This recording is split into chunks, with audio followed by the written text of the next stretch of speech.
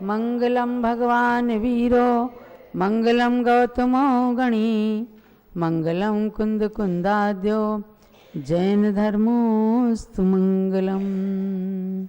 जैन शासन की पहचान के रूप में भगवान महावीर, उनके प्रमुख गणधर गौतम स्वामी और उनकी परंपरा का अनुपालन करने वाले आचार्य श्री कुंद कुंद स्वामी हुए, जिनसे जैन धर्म ऊंचाइयों को प्राप्त हुआ। ऐसे आचार्य कुंद कुंद स्वामी ने 84 पाहुड़ ग्रंथ लिखे।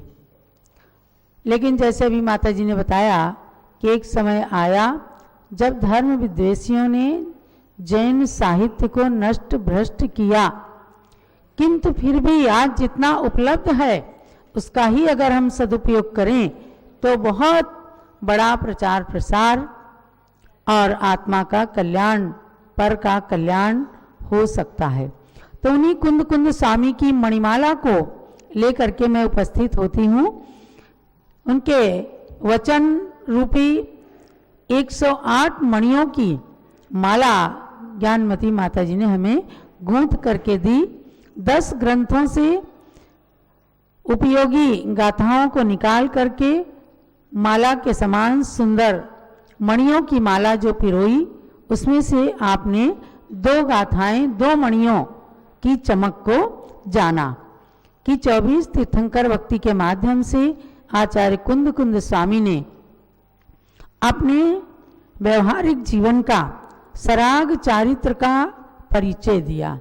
यानी आध्यात्मिक संत थे, समय सार को भी उन्होंने लिखा, आत्मा का ध्यान भी किया, लेकिन उन्होंने व्यवहार में आकर जितना लेखन किया वो तो व्यवहार से ही होता है।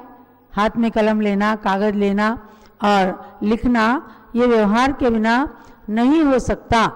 दूसरी बात क्या, कुंद कुंद आचार्य के विषय में कुछ लोग कह देते हैं ये अकेले थे, एकाकी विचरण करते थे। कुछ नहीं, ग्रंथों को पढ़ना चाहिए। वृंदावन कवि ने इसलिए लिखा कि संग सहित श्री कुंद कुंद गुरु वंदन हेतु गए गिरनार। गिरनार जी गए संग के साथ में, चतुर्विध संघ के नायक थे, तभी आचार्य। आचार्य किसका होता है? संघ का। जब संग ही नहीं है तो आचार्य का है के? अब आज भले ही है कि अकेले अकेले रहते हैं और आचार्य की पदवी मिल जाती है, लेकिन पहले कुंद कुंद स्वामी ने जितना कुछ लिखा उसके ऊपर स्वयं अमल करते थे, तब वो आचार्य की संज्ञा को अपने जीवन में सार्थक करते थे। तो एक ग्रंथ का मैंने आपको, एक ग्रंथ के 2 गाथाएं बताई 24 तीर्थंकर भक्ति के माध्यम से। अब तीसरी गाथा के माध्यम से पूज्य ज्ञानमती माता जी ने प्रकट किया है सिद्ध भक्ति। आचार्य कुंद कुंद स्वामी ने सिद्ध भक्ति भी प्राकृत भाषा में लिखी। उसकी गाथा को लेकर के कहते हैं इसमें माता जी, उड्ड महतिरिय लोए 26 काले यणिउदे सिद्धे वसग्ग निर्वसग्गे दीवोदय निवोदय वंदामी।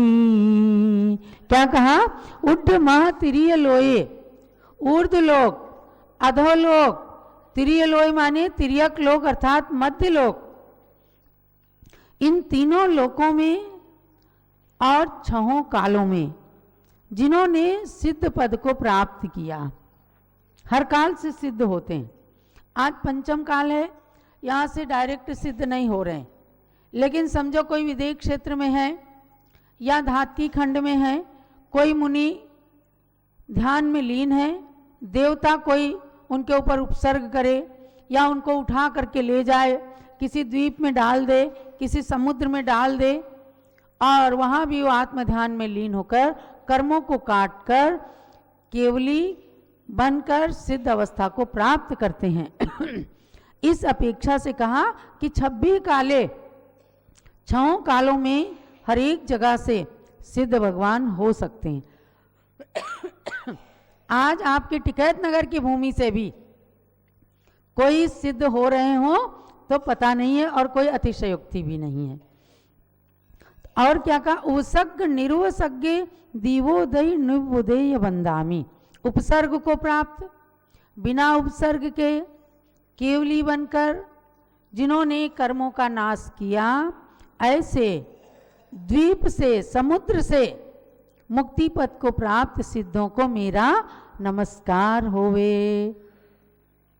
अब पालीताना पर, शत्रुंजय पर्वत पर 5 पांडव ध्यान कर रहे थे और उनके ऊपर किसने? कुरुधर ने, दुर्योधन के भांजे ने उपसर्ग कर दिया।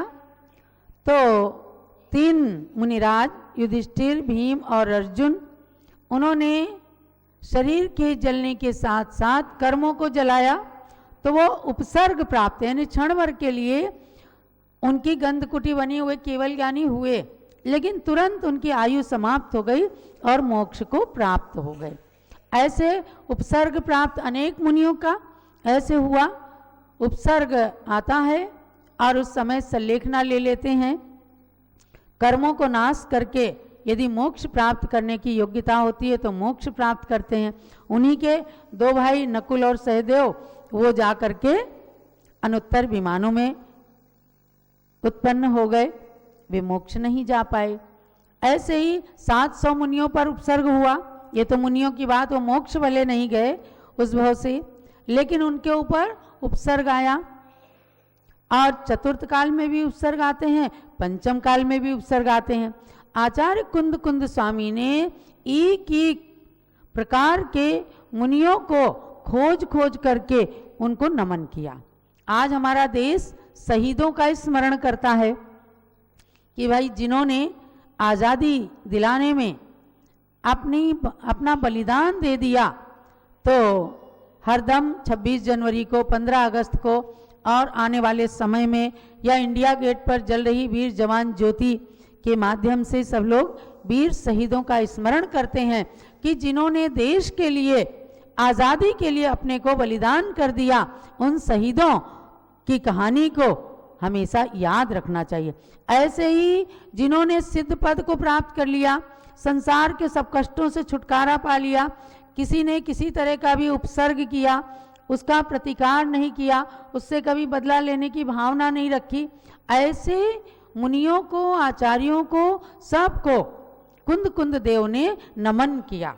यानी वो स्तुति भी करते थे, भगवान की स्तुति करते थे। ग्रंथों के माध्यम से उन्होंने बहुत सारे मुनिराजों को नमन किया। इसका हिंदी पद्यानुवाद है, जो ऊर्ध्वधो अरु मध्य लोक से सिद्ध हुए शुद्धात्मा है, सुषमा आदि के 6 कालों में निर्वाण प्राप्त सिद्धात्मा है।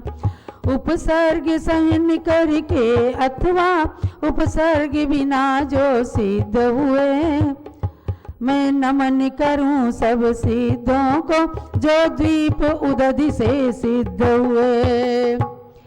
अपन भी रोजाना घर में बैठकर, मंदिर में जाकर तीनों लोकों से सिद्ध पद को प्राप्त होने वाले समस्त अनंतानंदित सिद्ध परमात्माओं को नमन करें। अपने अंदर भी उपसर्ग, कष्ट, रोग, व्याधियां, ये सब सहन करने की क्षमता आती है।